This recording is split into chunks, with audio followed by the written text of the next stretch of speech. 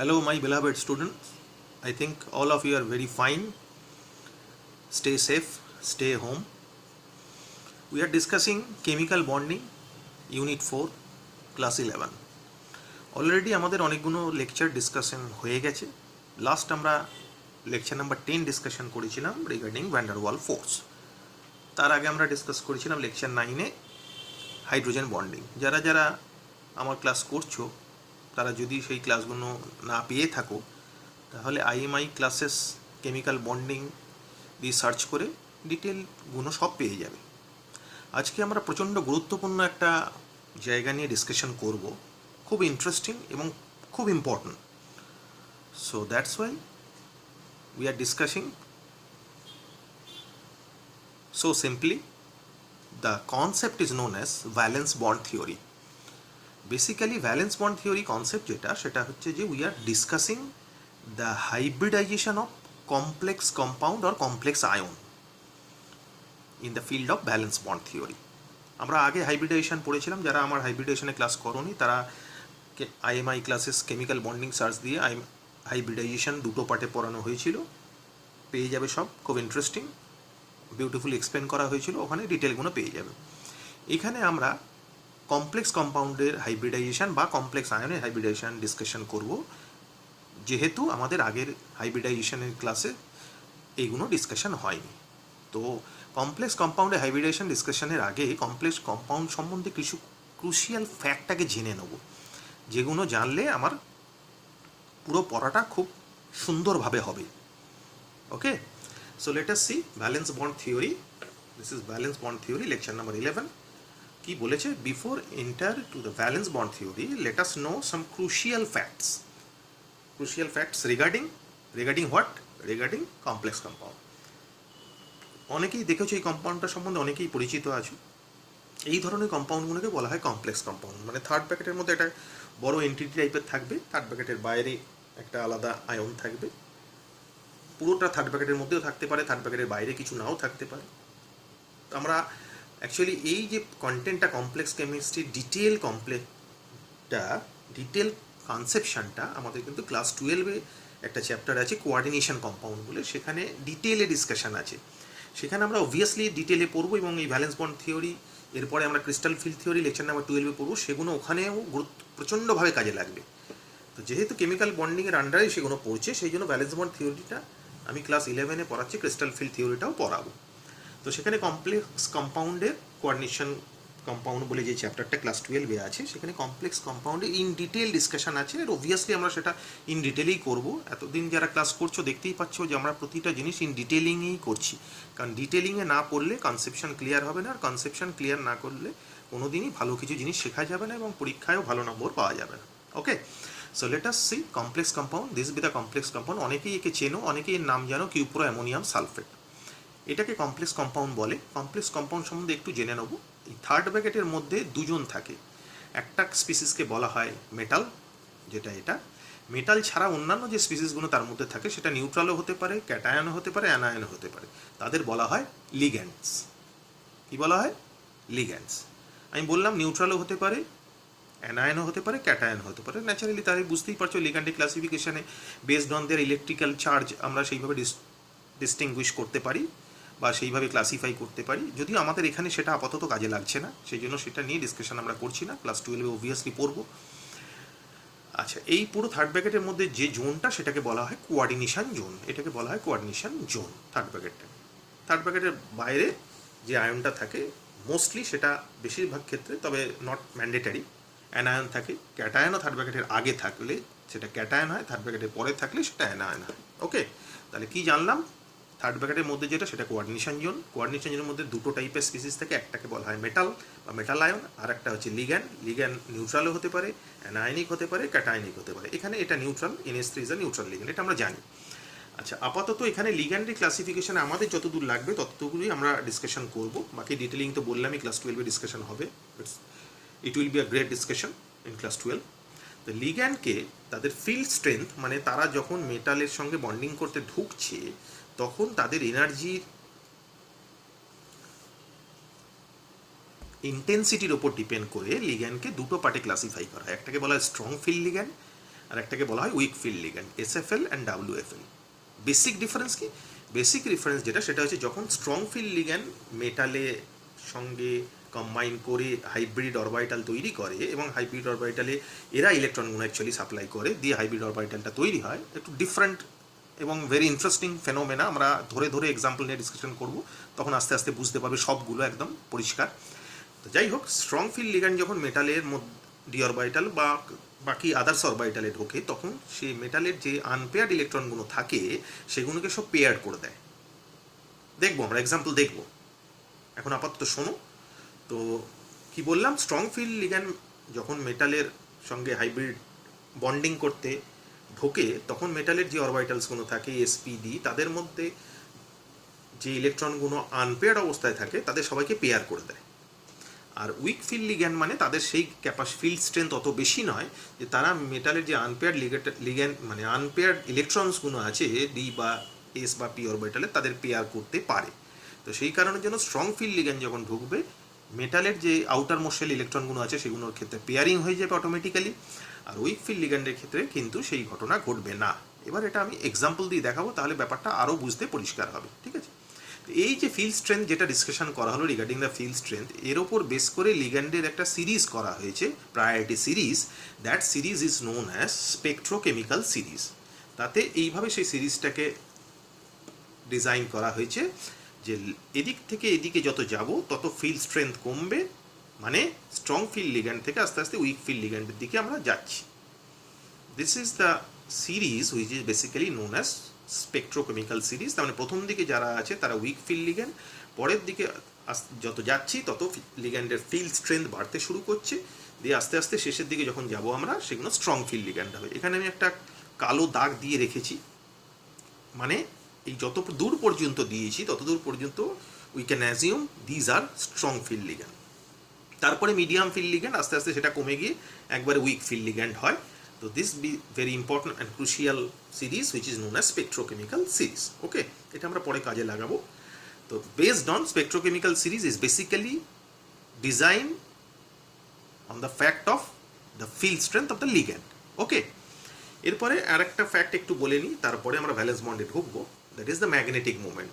Magnetic movement মানে হচ্ছে কোনো একটা স্পিসিস বলছি মানে সেটা আয়নও হতে পারে কম্পাউন্ডও হতে পারে, কোনো একটা স্পিসিস প্যারাম্যাগনেটিক হবে না ডায়াম্যাগনেটিক হবে। প্যারাম্যাগনেটিক মানে যাদের মধ্যে আনপেয়ার্ড ইলেকট্রন থাকে তাদের প্যারাম্যাগনেটিক বলে, আর যাদের মধ্যে পেয়ার্ড ইলেকট্রন থাকে তাদের ডায়াম্যাগনেটিক বলে।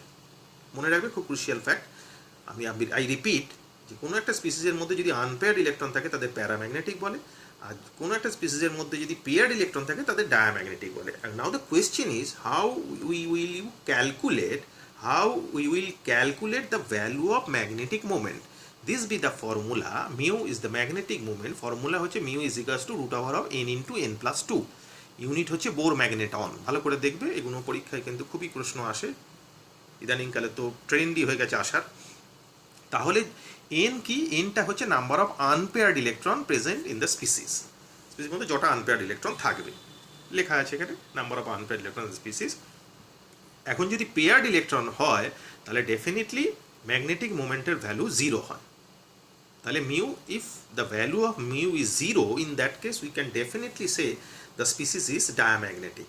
But if the value of mu, যদি মিউ এর কোনো ভ্যালু থাকে, অবভিয়াসলি পজিটিভ ভ্যালু, তাহলে always we can say the species is paramagnetic. This is the basic difference and regarding the magnetic character of the complex compound.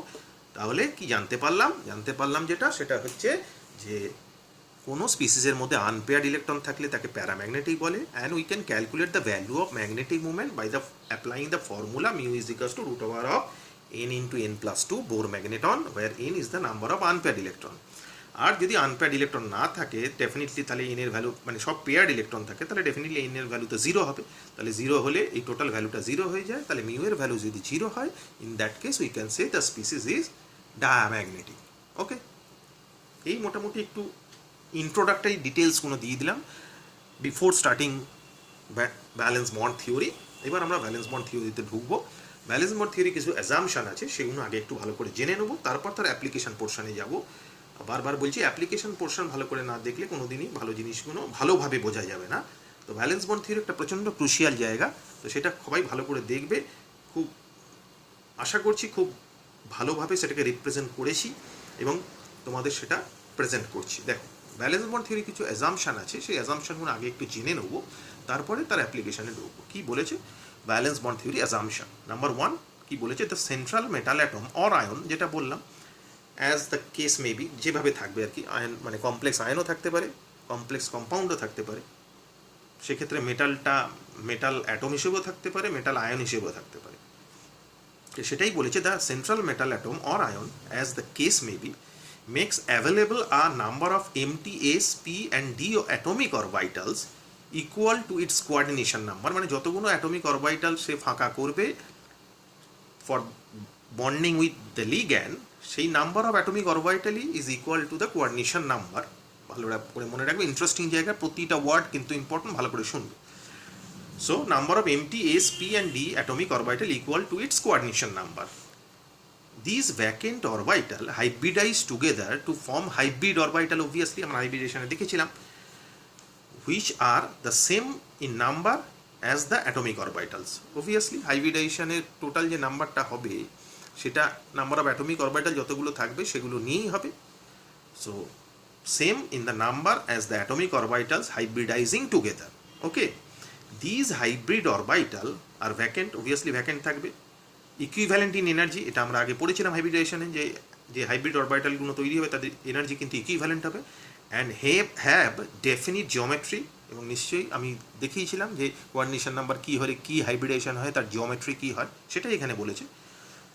Important types of hybridisation occurring in the first row transition metal, মানে 3D series যেটা, মানে periodic টেবিলের প্রথম transition series যেটা আছে, মানে from scandium two zinc, তাদের 3D series বলে, তারা কমপ্লেক্স তৈরি করে, সেটাই এখানে বলেছে। Important types of hybridisation occurring in the first row transition metal 3D metal আর কি কমপ্লেক্সেস, ঠিক আছে, সাধারণত সেগুলো নিয়ে আমরা ডিল করব, তবে অন্যান্য মেটাল কমপ্লেক্সেও, অন্যান্য সিরিজের মেটাল কমপ্লেক্সেও আমরা যাব।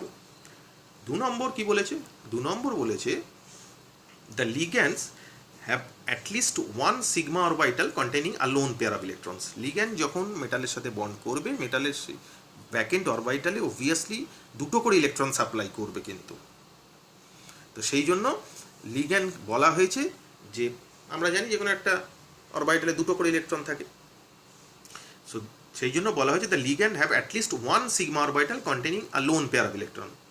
লিগ্যান্ডের মধ্যে একটা কিন্তু লোন পেয়ার অফ ইলেকট্রন থাকতে হবে ফর বন্ডিং উইথ মেটাল। আর কি বলেছে, আর বলেছে vacant hybrid orbitals of the metal atom or ion overlap with the field that is the containing lone pair of electrons sigma orbital of the ligands to form ligand metal sigma bond represented as L2M।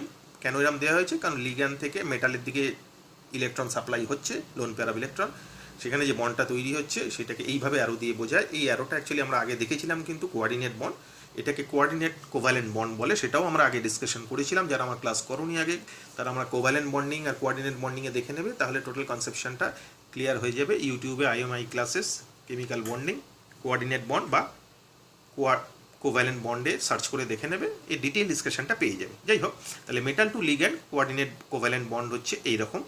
This bond, which is generally known as coordinate bond, is a special type of covalent bond and shows the characteristics of both the overlapping orbital.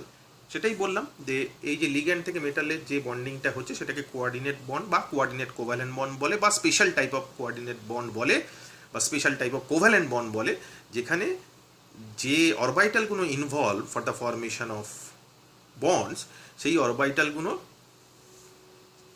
সবার ক্যারেক্টারিস্টিক্সটা পাল্টে গিয়ে নতুন যে hybrid orbital তৈরি হবে, সেই অরবাইটালে show the characteristics of both the overlapping orbital, সবগুলো অরবাইটাল নিয়ে একটা নতুন অরবাইটাল তৈরি হবে, যেটা আমরা হাইব্রিডাইজেশনে দেখেছিলাম, তাদের নতুন ক্যারেক্টারিস্টিক্স হবে। ওকে, আর অ্যাজাম্পশন নাম্বার 4 ভালো করে দেখবে, খুব ক্রুশিয়াল কিন্তু, the non bonding electrons of the metal atom or ion, মানে মেটালের যে ইলেকট্রনগুলো বন্ডিংয়ে পার্টিসিপেট করেনি, মেটাল অ্যাটম বা মেটাল আয়নের, আর দেন rearrange in the metal orbital, that is মানে P or D S বা P, এরা তো হাইব্রিডাইজ হবে না, কারণ এখানে যে ইলেকট্রনগুলো আছে তারা কিন্তু বন্ডিংয়ে পার্টিসিপেট করেনি, যেহেতু তারা বন্ডিংয়ে পার্টিসিপেট করেনি, ন্যাচারালি তাদের কিন্তু পিওর ডি বা পিওর এস বা পিওর পি অরবিটাল হিসেবেই কনসিডার করা হবে। অবভিয়াসলি তাদের হাইব্রিডাইজ অরবিটাল হিসেবে তো কনসিডার করা হবে না।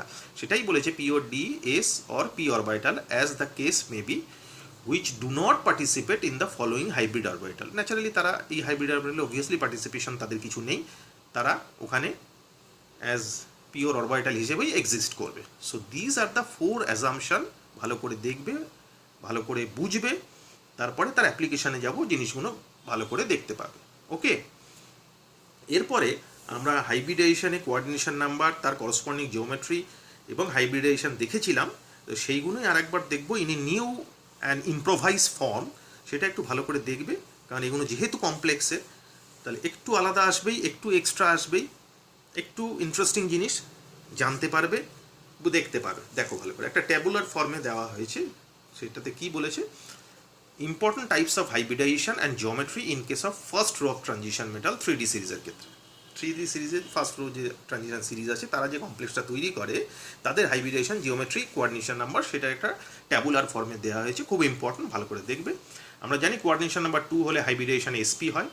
এখানের ক্ষেত্রে 4s আর 4px অরবিটাল ইউজ হয়, যেখানে জিওমেট্রি অবভিয়াসলি লিনিয়ার হয়, এক্সট্রা যেটা জানতে পারছো ডায়াগোনাল হয়।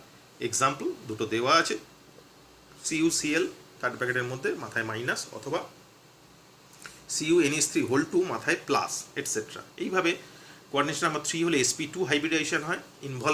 Involved orbital 4s 4px 4py, geometry আমরা জানি ট্রায়াঙ্গুলার প্ল্যানার হয়। This be the example. Coordination number 4 হলে 4টে টাইপের ভ্যারাইটি আসে, কিন্তু 3টে টাইপের ভ্যারাইটি আছে। প্রথমটা আছে DSP2, এটা আমরা পড়িনি, বলেছিলাম যখন আমি hybridization পড়াচ্ছিলাম, the DSP2, SP3D, SP3D2, SP3D3, সেখানে DSP2টা ডিসকাশন হয়নি, এবং যারা দেখোনি তারা আমার hybridisation part 2 search IMI classes ইউটিউবে সার্চ দিয়ে দেখে নেবে। সেখানে আমি বলেছিলাম যে DSP2টা আমরা ব্যালেন্স বন্ড থিওরিতে ডিসকাশন করব, হিয়ার ইজ দ্য এরিয়া। তো কোঅর্ডিনেশন নাম্বার 4 হয়ে DSP2 হাইব্রিডাইজেশন হয়, যেখানে involve orbital 3D x² - y², 4s 4px 4py, square planar geometry হয়। This are the example. Nickel এটা এক্সাম্পল, প্যালাডিয়ামের এটা এক্সাম্পল, এবং কপারের এটাও কিন্তু DSP2 এক্সাম্পল, CuNH3 2+। আর sp3dও হয়, সরি sp2dও হয়, মানে এটা DSP2, এটা sp2d, মানে এখানে ভেতরের ডি অরবিটালটা ইউজ হয়েছে, এখানে বাইরের ডি অরবিটালটা ইউজ হচ্ছে। ভালো করে খেয়াল করে দেবে, 4s 4px 4py 4d x² - y², square planar complex হবে। এক্সাম্পল হচ্ছে এইটা, PtNH3 2+। ওকে, আর এটা আমরা পড়েছি কোঅর্ডিনেশন নাম্বার 4 হলে হাইব্রিডাইজেশন sp3, এটা আমরা পড়েছিলাম।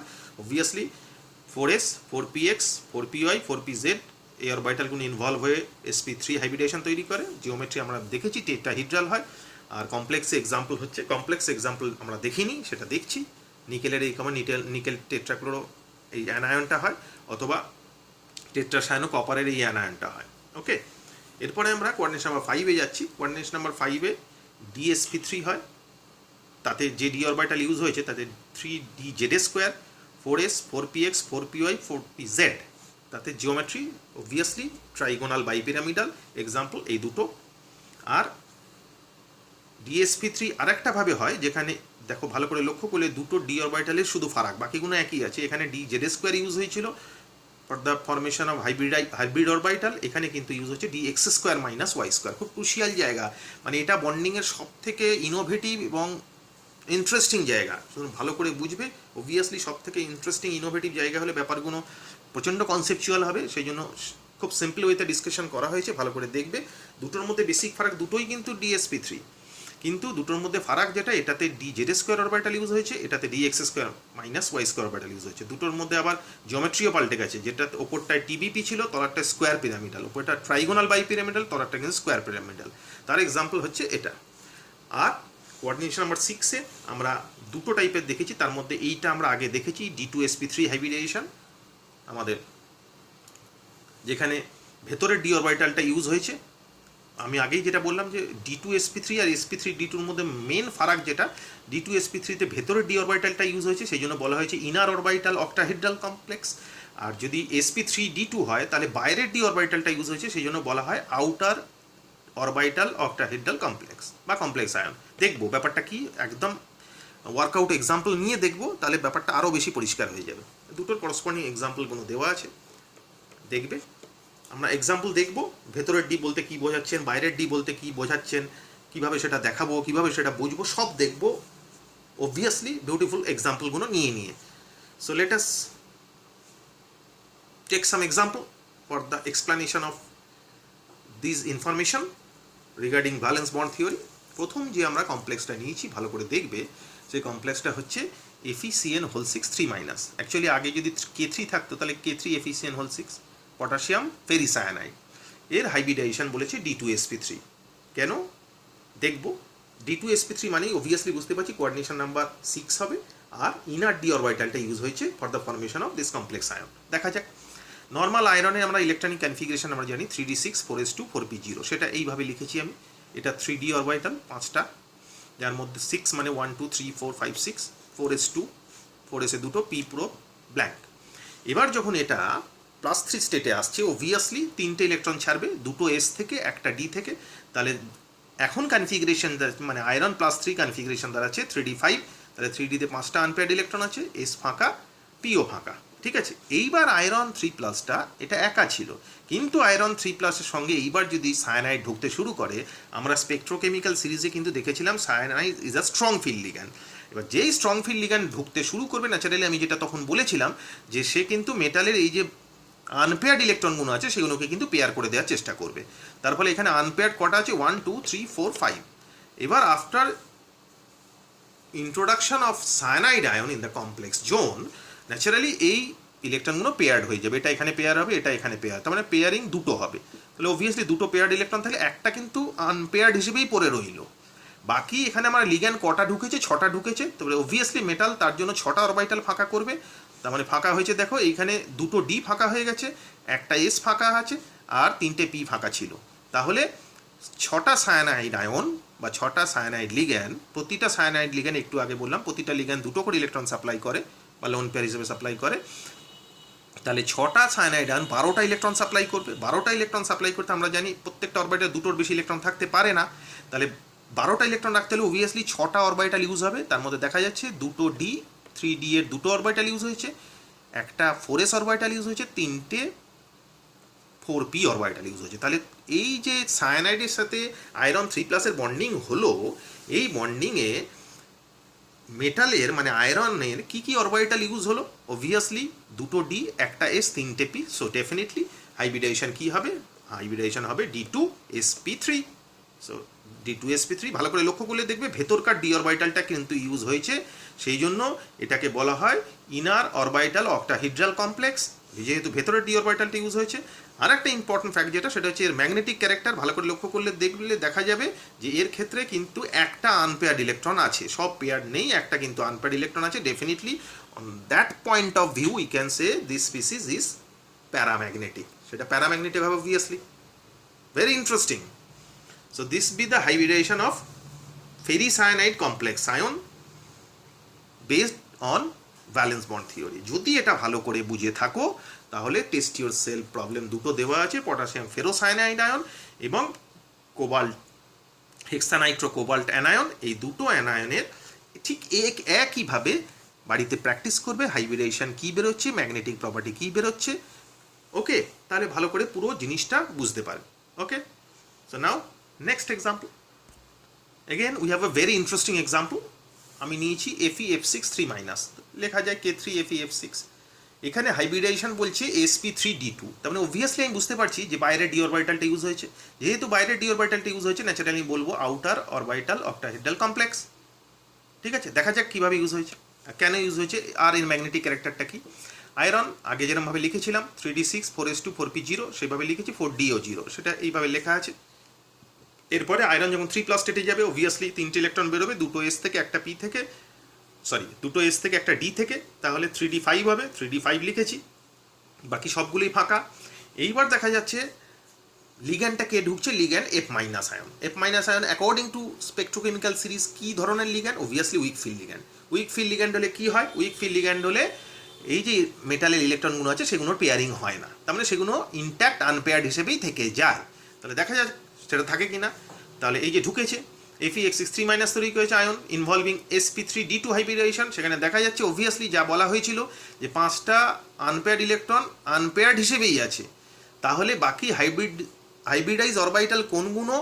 অবভিয়াসলি একটা এস, 4sটা, 4pটা, আর এখানে 4d এর দুটো, ডি জেড স্কোয়ার আর d x square minus y square. তাহলে হাইব্রিডাইজেশন কি দাঁড়াচ্ছে? একটা এস, 3টে পি, দুটো d, so obviously sp3d2 hybridisation octahedral. এবার বাইরের ডি অরবিটাল ইউজ হয়েছে না ভেতরের ডি অরবিটাল ইউজ হয়েছে? অবভিয়াসলি বাইরের ডি অরবিটাল ইউজ হয়েছে, তাই জন্য এটা আউটার অরবিটাল কমপ্লেক্স। আর একটা ইন্টারেস্টিং ফ্যাক্ট কি? আর একটা ইন্টারেস্টিং ফ্যাক্ট হচ্ছে যে এখানে কিন্তু 5টা আনপেয়ার্ড ইলেকট্রন আছে। তাহলে মিউ এর ভ্যালু মানে ম্যাগনেটিক মোমেন্টের ভ্যালু কিন্তু বেশি হবে। মানে মিউ ইকুয়ালস টু আমরা ফর্মুলা পড়েছিলাম √n × n+2, যেখানে n এর জায়গায় 5 বসবে। তাহলে দুটোর মধ্যে আগের যেটা পড়লাম দ্যাট ইজ ফেরিসায়ানাইড আয়ন, আর এই আয়ন দুটোর মধ্যে যদি আমি ভালো করে দেখি, দুটোর মধ্যে আয়রন কিন্তু Fe3+ স্টেটেই আছে। ভেরি ইন্টারেস্টিং আর ক্রুশিয়াল এরিয়া। দুটোর মধ্যে আয়রন কিন্তু +3 স্টেটেই আছে, বাট দুটোর মধ্যে বেসিক ডিফারেন্স কিন্তু অনেকগুলো। কি? এক হচ্ছে ওটার হাইব্রিডাইজেশন ছিল d2sp3, এটার হাইব্রিডাইজেশন sp3d2। ওটাতে আনপেয়ার্ড ইলেকট্রন ছিল, ওটাও প্যারাম্যাগনেটিক ছিল, এটাও প্যারাম্যাগনেটিক, কিন্তু ম্যাগনেটিক মোমেন্টের ভ্যালু এটার কাছে অনেক বেশি, কারণ এটাতে 5টা আনপেয়ার্ড ইলেকট্রন আছে, ওটাতে একটা আনপেয়ার্ড ইলেকট্রন ছিল। Very interesting. এই ক্রুশিয়াল জায়গাগুলো ভালো করে বুঝবে, ভালো করে খেয়াল করার চেষ্টা করবে। তার জন্য হাইব্রিডাইজেশন এটা দাঁড়িয়েছে sp3d2, obviously outer orbital complex. আশা করছি ভালো করে বোঝা গেছে। যদি জিনিসটা ভালো করে বোঝা যায় তাহলে টেস্ট ইওর সেলফ কোয়েশ্চেন দেওয়া আছে, এই দুটো বাড়িতে নিজে প্র্যাকটিস করবে। প্র্যাকটিস করে দেখলেই বুঝতে পারবে যে কি ঘটনা ঘটছে, হাইব্রিডাইজেশন কি আসছে, ম্যাগনেটিক মোমেন্টের ভ্যালু কি আসছে। ওকে, ভালো করে দেখবে। তাহলে আমরা ডিসকাশন করলাম d2sp3 হাইব্রিডাইজেশন আর sp3d2 হাইব্রিডাইজেশন। আশা করছি প্রত্যেকের পরিষ্কারভাবে বোঝা গেছে, তাই তো? এই টেস্ট ইওরসেলফ কোয়েশ্চেনগুলো বাড়িতে সলভ করবে। এবার আমরা আসছি যেটা আমরা বলেছিলাম আমাদের আগের হাইব্রিডাইজেশন লেকচারে, যে dsp2 হাইব্রিডাইজেশন নিয়ে একটু ডিসকাশন করব, সেই ডিসকাশনে আসছি। So let us see dsp2 hybridisation. আমরা কমপ্লেক্স নিয়েছি NiCN4 2- টেট্রাসায়ানো নিকেলেট আয়ন। নিকেলের electronic configuration normal nickel elemental স্টেটে নিকেল অ্যাটমের electronic configuration 3d8 4s2 4p0, সেটাই লিখেছি এখানে। এটা তো নতুন কিছু নয়, প্রত্যেকেই জানো। এবার এখানে নিকেল কোন অক্সিডেশন স্টেটে আছে কি করে বুঝবো? অবভিয়াসলি আমরা অক্সিডেশন স্টেট বার করার আমরা ক্লাস করেছি। তাতে নিকেলের যদি এক্স ধরে নিই তাহলে এক্স, সায়ানাইডের আমরা জানি -1 করে 4টে আছে, তাহলে x - 4 that is equals two এই যে চার্জটা আছে সেটা -2, তাহলে নিকেলের বেরোবে +2। তার মানে এখানে নিকেল +2 অক্সিডেশন স্টেটে আছে, তো সেটাই লিখেছি। তার মানে 3d8 4s2 ছিল, 4s থেকে দুটো ইলেকট্রন বেরিয়ে যাবে, নিকেল 2+ এ কনফিগারেশন দাঁড়াবে 3d8 4s0 4p0, সেটাই এখানে লেখা আছে। ওকে, এইবার আমাদের খেয়াল করতে হবে যে লিগ্যান্ডটা ঢুকছে সেটা স্ট্রং ফিল্ড লিগ্যান্ড SFL না weak field ligand WFL। Obviously according to spectrochemical series cyanide minus ion is a strong field ligand. Strong field ligand হলে গল্পটা কী হয়? গল্পটা যেটা হয় সেটা হচ্ছে যে ইলেকট্রনগুলো আনপেয়ার্ড আছে, তাদের পেয়ারিং হতে শুরু করে। এখানেও তাই হবে। এখানে দেখা যায় দুটো ইলেকট্রন আনপেয়ার্ড হিসেবে ছিল, তাহলে আর একটা এখান থেকে বেরিয়ে এর সাথে পেয়ার্ড হয়ে গেল, তার মানে এই ডি অরবিটালটা ফাঁকা হয়ে গেল। ওকে, তাহলে এবার কটা লিগ্যান্ড ঢুকেছে? 4টে। তাহলে 4টে অরবিটাল ফাঁকা করতে হবে মেটালকে, মানে নিকেলকে। নিকেল 4টে ফাঁকা করছে কিভাবে? এইখানে একটা ডি ফাঁকা করে দিয়েছে বাই পেয়ারিং, আর একটা এস আর দুটো পি। তাহলে 4টে লিগ্যান্ড 8টা ইলেকট্রন সাপ্লাই করবে, তার জন্য 4টে অরবিটাল লাগবে। নিকেল যে অরবিটালগুলো ইউজ করছে for the accommodation of those 8 electrons, তাতে একটা ডি, একটা এস, দুটো পি। সো অবভিয়াসলি হাইব্রিডেশন কী হবে? dsp2। তো dsp2 হাইব্রিডেশন হলে জিওমেট্রি কী হয়? অবভিয়াসলি স্কোয়ার প্ল্যানার জিওমেট্রি হয়, স্কোয়ার প্ল্যানার জিওমেট্রি। আর একটা রিগার্ডিং ম্যাগনেটিক প্রপার্টি কী বলতে পারি? এখানে কোনো আনপেয়ার্ড ইলেকট্রন নেই, ভালো করে লক্ষ্য করে দেখো। So definitely this species is diamagnetic in nature because n is equals two 0। ওকে, পরিষ্কার? যদি এটা ভালোভাবে বুঝে গিয়ে থাকো তাহলে তোমরা বাড়িতে প্র্যাকটিস করবে টেস্ট ইওর সেলফ কোয়েশ্চেন, যে কিউপ্রো অ্যামোনিয়াম আয়ন CuNH3 4 2+ স্পেকট্রোকেমিক্যাল সিরিজে দেখবে এটা কী ধরনের লিগ্যান্ড, সেই ওয়াইজ এই একইভাবে বার করার চেষ্টা করবে। খুব ইন্টারেস্টিং একদম, আর খুব ইজি, চেষ্টা করলেই বার করতে পারবে। ওকে, তাহলে কোঅর্ডিনেশন নাম্বার 4-এ dsp2 হাইব্রিডেশন আমরা দেখলাম। কোঅর্ডিনেশন নাম্বার 4-এ আমরা আরেকটা দেখবো, সেটা হচ্ছে sp3 হাইব্রিডেশন। sp3 হাইব্রিডেশন আমরা নর্মাল কম্পাউন্ডের কেসে দেখেছি, এবার কমপ্লেক্স কম্পাউন্ডের কেসে দেখছি। ওকে, কম্পাউন্ড নিয়েছি নিকেল টেট্রাকার্বনিল NiCO4। অবভিয়াসলি একইভাবে নিকেলের electronic configuration 3d8 4s2 4p0 লিখেছি। এখানে নিকেল এর অক্সিডেশন স্টেট কত? এখানে নিকেলের অক্সিডেশন স্টেট ভালো করে লক্ষ্য করে দেখো, carbon monoxide is a strong field ligand. ঠিক আছে, নিকেলের অক্সিজেন স্টেট এখানে কিন্তু 0, কারণ কার্বন মনোক্সাইড নিউট্রাল। তাহলে নিকেলটা এখানে যা ছিল এখানেও তাই হিসেবেই থাকবে, কিন্তু পার্থক্য কি দুটোর মধ্যে বেসিক পার্থক্য যেটা সেটা হচ্ছে যে after the introduction of strong field ligand এখানে যে আনপেয়ার্ড ইলেকট্রনগুলো ছিল সেগুলো সব পেয়ারিং হয়ে যাবে। তার মানে এখন কি দাঁড়ালো, যেটা 3d8 4s2 ছিল সেটা পুরো 3d10 হয়ে গেল। আগে যেটা দুটো আনপেয়ার ইলেকট্রন ছিল সেটা পুরো পেয়ার হয়ে গেল, যার ফলে n এর ভ্যালু 0 হয়ে গেল। আগে যেটা n2 ছিল এখন n0 হয়ে গেছে। তাহলে কটা আমার লিগ্যান্ড ঢুকলো স্ট্রং ফিল্ড লিগ্যান্ড? 4খানা স্ট্রং ফিল্ড লিগ্যান্ড ঢুকেছে। 4খানা স্ট্রং ফিল্ড লিগ্যান্ড ঢুকলে কখানা অরবিটাল ফাঁকা করতে হবে? অবভিয়াসলি 4খানা অরবিটাল ফাঁকা করতে হবে। ডিতে তো কোনো ফাঁকা নেই, তাহলে ফাঁকা কোনগুলো হবে? একটা s, 3টে p, অবভিয়াসলি 4s আর 4p এর 3টে ফাঁকা হলো। টোটাল 8 ইলেকট্রন, যার অ্যাকোমোডেশনের জন্য নিকেল ইউজ করলো 4s আর 4px 4py 4pz। তাহলে হাইব্রিডেশন কি দাঁড়ালো? Obviously sp3 হাইব্রিডেশন। sp3 হাইব্রিডেশন হলে জিওমেট্রি কি হয়? টেট্রাহেড্রাল জিওমেট্রি হয়, সেটা লেখা আছে। আর one of the interesting fact, there is no unpaired electron, definitely the compound is diamagnetic because n is equals to 0. Okay, পরিষ্কার? Again you have another test yourself question. Test yourself question মানে বাড়িতে practice না করলে ভালোভাবে শিখতেই পারবে না। সেজন্য প্রতিটা এক্সপ্লানেশন মানে প্রতিটা এক্সাম্পল এক্সপ্লেন করার সাথে সাথেই একটা করে টেস্ট ইউরসেলফ কোয়েশ্চেন দেওয়া আছে, যেটা করলে তুমি তোমার কনসেপশনটা একদম 100% ম্যাচিওর করে নিতে পারবে। সো দিজ আর মোটামুটি ব্যালেন্স বন্ড থিওরি। এই হচ্ছে total balance bond theory. We have some limitation regarding balance bond theory. Balance bond theory কিছু লিমিটেশন আছে যেটা একটু জানতে হবে, এবং কিছু এক্সেপশন আছে সেটা একটু জানতে হবে, তাহলে পুরো ব্যালেন্স বন্ড থিওরিটা ডিটেলে বোঝা যাবে। What are the limitation of valence bond theory? So these are the limitation. কি বলেছে?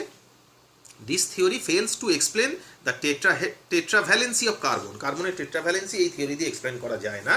2 নম্বর, this theory cannot account for the relative stabilities for different shapes and different coordination number in metal complexes. Different shape বা different coordination number হলো metal কমপ্লেক্সের stability বা relative stability এই theory দিয়ে explain করা যায় না। এরপর VBT fails to explain the finer details of magnetic properties. Magnetic property মোটামুটি আমরা ওভারঅল একটা ডিটেল জানলাম, ম্যাগনেটিক মুভমেন্ট, ডায়াম্যাগনেটিক, প্যারাম্যাগনেটিক, কিন্তু আরও ফাইনার যে ইনফরমেশনগুলো সেগুলো কিন্তু ভিভিটি থেকে জানা যায় না। And the last one, VBT cannot account the relative rate of reaction of analogous metal complexes. মানে একই ধরনের মেটাল কমপ্লেক্সের তাদের রিলেটিভ রেট অফ রিয়াকশনস সেটা কিন্তু ভিভিটি দিয়ে এক্সপ্লেন করা যায় না। তার মানে কি বোঝাতে চাইছেন? যেমন ধরো দুটো আমি নিয়েছি, দেখো ভালো করে লক্ষ্য করে। Mn এটা ফেনান 3 লিগ্যান্ডটা, Mn ফেনান 3 হোল থ্রাইস 2+ মানে এর ডিসোসিয়েশন ইন H+H2, মানে অ্যাসিডিক সলিউশন এর ডিসোসিয়েশন খুব তাড়াতাড়ি হয়, কিন্তু একই ধরনের কমপ্লেক্স আয়রনের ফেনান 3 কমপ্লেক্সের 2+ এর ডিসোসিয়েশন কিন্তু হয় না। তো সেটাই এখানে বলেছে যে VBT cannot account for the relative rate of reaction. তার মানে এর অবভিয়াসলি তাড়াতাড়ি ডিসোসিয়েশন হচ্ছে মানে রেট অফ রিয়াকশন বেশি, আর এর হচ্ছে না মানে রেট অফ রিয়াকশন খুব পুয়ার। তো একই ধরনের কম্পাউন্ড অ্যানালোগাস মেটাল কমপ্লেক্সেস তাদের রেট অফ রিয়াকশনের এই যে ডিফারেন্স, এটা কিন্তু ভিভিটি দিয়ে এক্সপ্লেন করা যায় না। So these are the limitations of VBT. ওকে, এরপর আমরা যেটা জানবো বা দেখবো সেটা হচ্ছে ভিভিটির কিছু এক্সেপশন আছে। What are the exception of VVT? Late us see some exceptions of VVT. So we are discussing now the exception of VVT.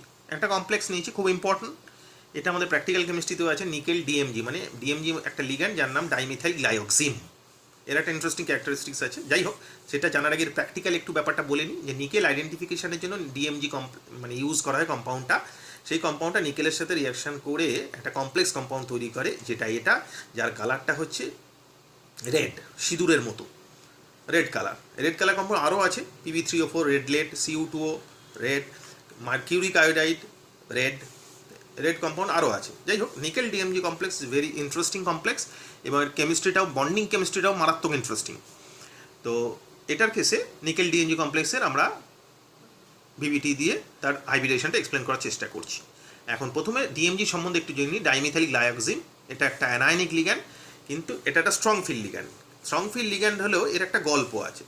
Actually এটা স্ট্রং ফিল্ড লিগ্যান্ড নয়, এটা একটা average ligand. DMG is a average ligand, but exception কি? This is the exception যে নিকেলের প্রেজেন্সে it will act as a strong field ligand. This is the exception, যার জন্য এক্সেপশন থেকেই বারবার প্রশ্ন আসে পরীক্ষায়, যেন ভালো করে দেখবে। তাহলে নিকেলের প্রেজেন্সে এটা স্ট্রং ফিল্ড লিগ্যান্ড হিসেবে কাজ করে। কেন? ব্যালেন্স বন্ড থিওরিতে তার কোনো এক্সপ্লানেশন নেই, that's why exception of valence bond theory. তাহলে নিকেল ডিএমজি কমপ্লেক্স হচ্ছে, নিকেলের 3d8 4s2 ছিল, এখানে নিকেল +2 স্টেটে আছে। এখানে আরেকটা জিনিস একটু বলে নিই, হচ্ছে এই লিগ্যান্ড আমরা দেখেছিলাম এসএফএল মানে স্ট্রং ফিল্ড লিগ্যান্ড আর উইক ফিল্ড লিগ্যান্ড। আরেকটা লিগ্যান্ডের ক্লাসিফিকেশান বলেছিলাম cationic ligand, anionic ligand, neutral ligand. এখন আরেকটা বলছি যে লিগ্যান্ডের অ্যাটাচমেন্টের ওপর বেস করে লিগ্যান্ডকেও ক্লাসিফাই করা হয়। লিগ্যান্ড যদি একদিক দিয়ে অ্যাটাচ হয়, মানে ধরো Cl-, Br-, H2O, NH3, এরা একটা দিক থেকে একটা অ্যাটম থেকে অ্যাটাচ হয়, এদের বলা হয় মোনোডেন্টেড লিগ্যান্ড। আর কোনো লিগ্যান্ড যদি দুদিক দিয়ে অ্যাটাচ হয়, মানে দুটো অ্যাটম, একটা লিগ্যান্ড দুটো অ্যাটম দিয়ে অ্যাট এ টাইম অ্যাটাচ হচ্ছে, তাদের বলা হয় বাইডেন্টেড লিগ্যান্ড। আবার কোনো লিগ্যান্ড যদি তিনটে অ্যাটম দিক দিয়ে অ্যাটাচ হয়, তাদের বলা হয় ট্রাইডেন্টেড লিগ্যান্ড। ওকে, তাহলে এই যে বেসড অন ডেন্টিসিটি, এটাকে ডেন্টিসিটি বলে, বেসড অন ডেন্টিসিটি লিগ্যান্ডকে আমরা মোনোডেন্টেড লিগ্যান্ড বলতে পারি যদি একদিক দিয়ে অ্যাটাচ হয়। যদি লিগ্যান্ড দুটো অ্যাটম দিয়ে অ্যাটাচ হয় তাহলে তাকে বাইডেন্টেড লিগ্যান্ড বলবো।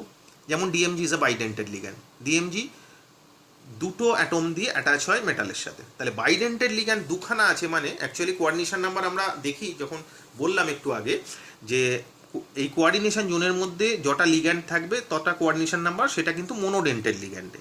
কিন্তু বাইডেন্টেড লিগ্যান্ড যটা থাকবে তার ডবল কোঅর্ডিনেশন নাম্বার হবে। যেমন এখানে ডিএমজি দুটো আছে, তাহলে কোঅর্ডিনেশন নাম্বার 2 নয়, কিন্তু যেহেতু এটা ডেন্টিসিটি 2, তাহলে কোঅর্ডিনেশন নাম্বারের ফর্মুলা হচ্ছে ডেন্টিসিটি ইন্টু নাম্বার অফ লিগ্যান্ড। তাহলে এর ডেন্টিসিটি 2, লিগ্যান্ড 2 আছে, তার মানে কোঅর্ডিনেশন নাম্বারে কত হবে? অবভিয়াসলি 4 হবে। যদি তিনটে হতো, মানে ট্রাইডেন্টেড লিগ্যান্ড হতো, সেটা যদি দুটো থাকতো, তাহলে ডেন্টিসিটি ইন্টু নাম্বার অফ লিগ্যান্ড, ডেন্টিসিটি কত ট্রাইডেন্টেড লিগ্যান্ডের 3, আর নাম্বার অফ লিগ্যান্ড যদি দুটো থাকে তাহলে কোঅর্ডিনেশন নাম্বার হবে 6। তাহলে বেসড অন ডেন্টিসিটি, এটা আমরা ডিটেল ডিসকাশন করবো ক্লাস 12-এ আমাদের আছে, জাস্ট ইনফরমেশনটা একটু দিয়ে রাখছি কারণ এখানে সেটা একটু অ্যাপ্লিকেশন করব। Denticity into number of ligand equals to coordination number. তাহলে এখানে dimethyl glyoxime is a bidentate ligand, মানে ডেন্টিসিটি 2, দুটো আছে, তার মানে কোঅর্ডিনেশন নাম্বার কত হবে নিকেলের? 4 হবে। ওকে, 2 আছে, অনেকে ভাববে যে আমরা ভাববো যে কোঅর্ডিনেশন নাম্বার 2 হবে, সেটা কিন্তু নয়, এটা বাইডেন্টেড লিগ্যান্ড আছে, সেই জন্য একটু বলে নিলাম।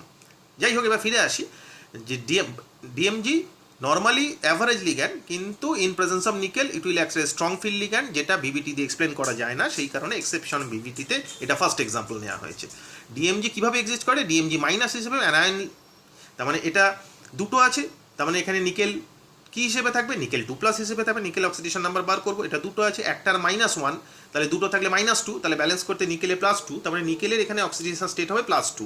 +2 হলে আমরা নর্মাল নিকেলে একটু আগে দেখলাম যে electronic configuration 3d8 4s2 4p0। এখন কি হলো? যেটা হলো সেটা হচ্ছে নিকেল 2+ এসে মানে 4s-এর দুটো ইলেকট্রন বেরিয়ে গেল, তাহলে 3d8 হবে। এখন যেহেতু এটা স্ট্রং ফিল্ড লিগ্যান্ড হিসেবে কাজ করছে উইথ নিকেল, তাহলে অবভিয়াসলি পেয়ারিং হয়ে যাবে। তখন 3d8 যে সিচুয়েশনটা ছিল 1 2 3 4 5 6 7 8 দুটো আনপেয়ার্ড ইলেকট্রন ছিল, সেই দুটো পেয়ার হয়ে গেল। আগে আমি দেখিয়েছি স্ট্রং ফিল্ড লিগ্যান্ড নিকেলে ঢুকলে কি হয়। তাহলে একটা ডি ফাঁকা হয়ে গেল, 4s ফাঁকা ছিল আর দুটো পি ইউজ হলো, তাহলে হাইব্রিডেশন কি দাঁড়ালো? DsP2। Obviously hybridisation DsP2। So what are the facts? Outcoming facts কি কি এলো? হাইব্রিডেশন DsP2। কোনো আনপেয়ার্ড ইলেকট্রন আছে কি? অবভিয়াসলি নেই, তাহলে ম্যাগনেটিক মুভমেন্ট 0। আর 2s+1, 2s+1 মানে স্পিন অনলি ভ্যালু, এটা নতুন টার্ম জানতে পারছো, স্পিন অনলি ভ্যালু 2s+1। এসটা হচ্ছে নাম্বার অফ আনপেয়ার্ড ইলেকট্রন, মানে স্পিন আর কি, একটা থাকলে হাফ, দুটো থাকলে 1, তিনটে থাকলে half plus half plus half, মানে 3/2।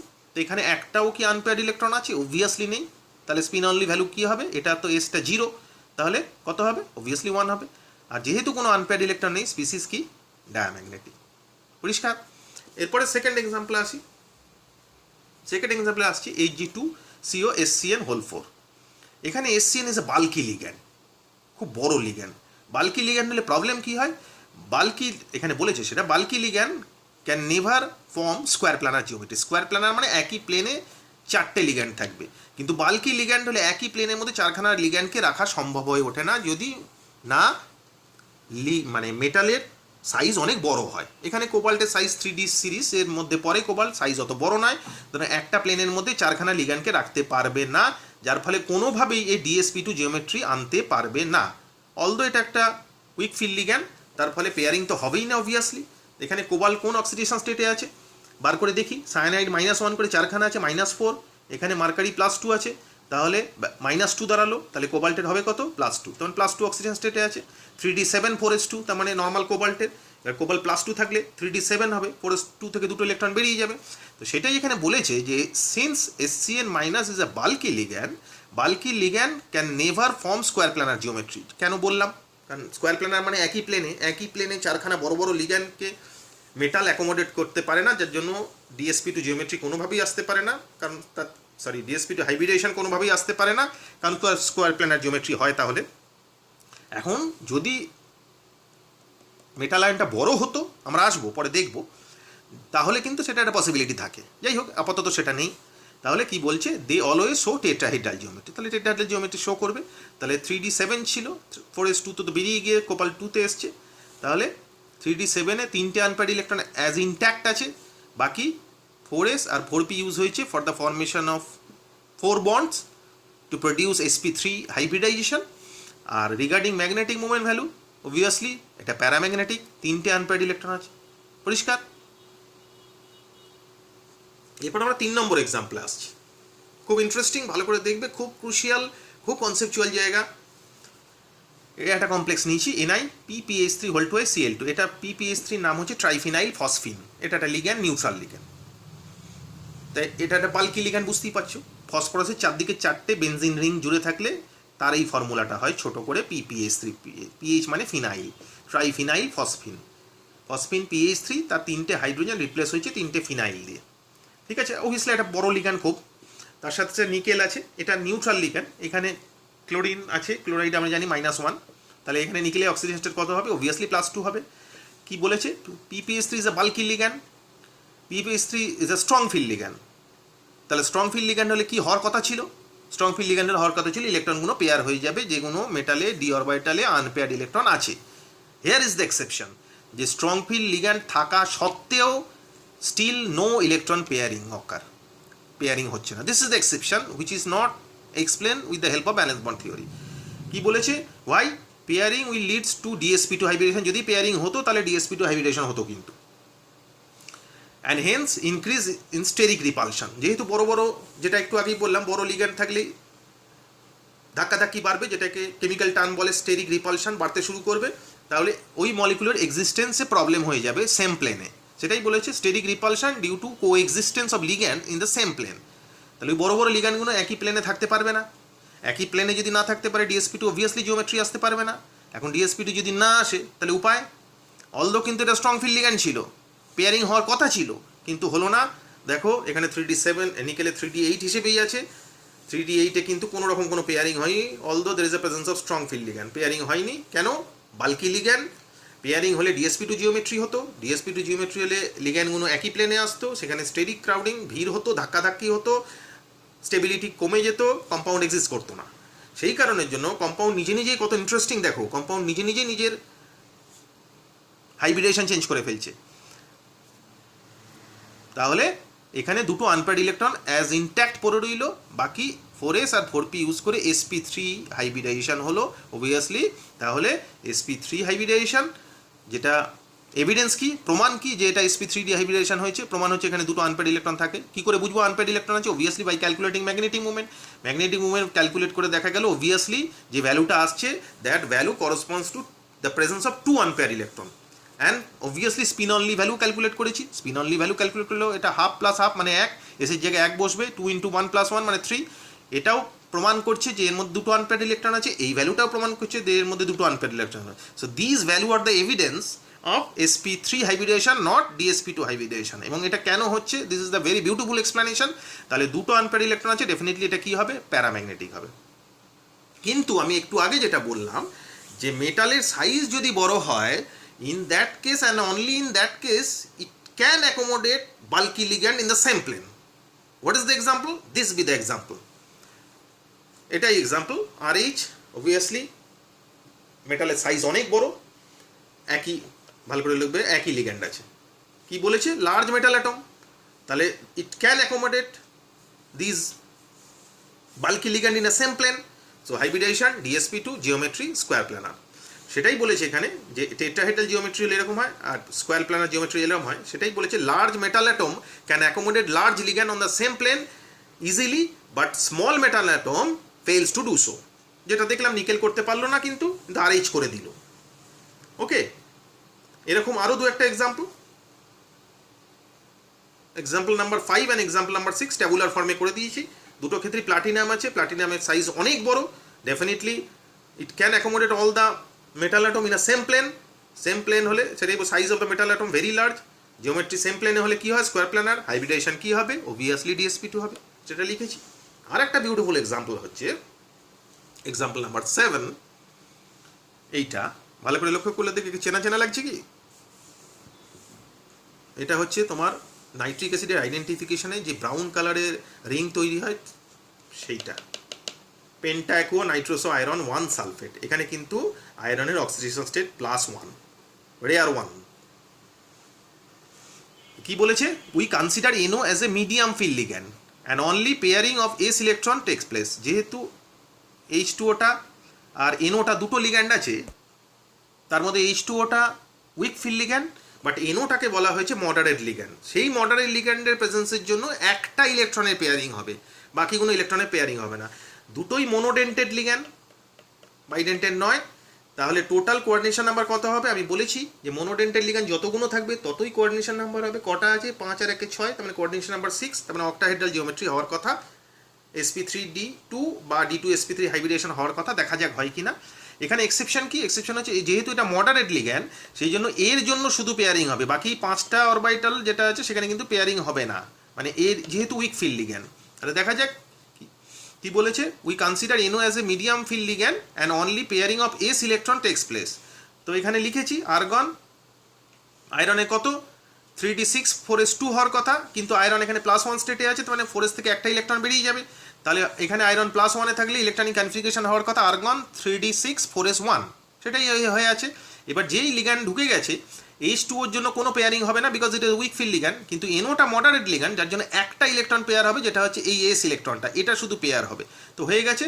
তাহলে হওয়ার কথা ছিল 1 2 3 4, 4টে আনপেয়ার ইলেকট্রন হওয়ার কথা ছিল, কিন্তু due to the presence of moderate NO ligand তার জন্য একটা ইলেকট্রনে পেয়ারিং হলো, তার মানে 3টে আনপেয়ার্ড ইলেকট্রন হয়ে গেল। এখন এই 3টে আনপেয়ার্ড ইলেকট্রন হয়ে গেলে কোঅর্ডিনেট নাম্বার 6, যেহেতু 6টা অরবিটাল ফাঁকা হতে হবে, 1 2 3 4 5 6, একটা S, 3টে P, 2টো D, তাহলে হাইব্রিডেশন হচ্ছে sp3d2।